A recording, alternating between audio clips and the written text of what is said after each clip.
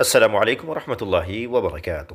سیدنا حذیفہ رضی اللہ تعالی عنہ نے فرمایا، اے قراء کی جماعت، سیدھی راہ پر ثابت قدم رہو، اس لیے کہ تم سب سے آگے ہو، اور اگر تم دائیں بائیں چلے گئے تو تم بہت دور گمراہی میں چلے جاؤ گے۔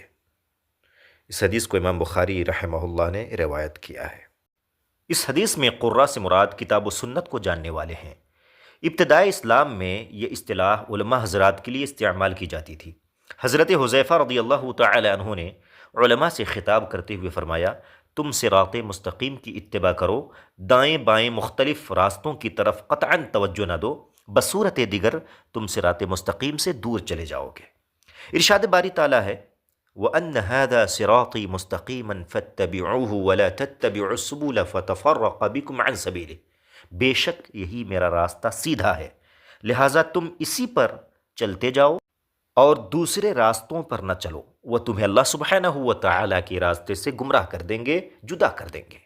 اس حدیث میں صراط مستقیم پر چلتے رہنے کی تلقین کی گئی ہے، اور وہ صرف رسول اللہ صلی اللہ علیہ وسلم کی اتباع اور پیروی میں منحصر ہے۔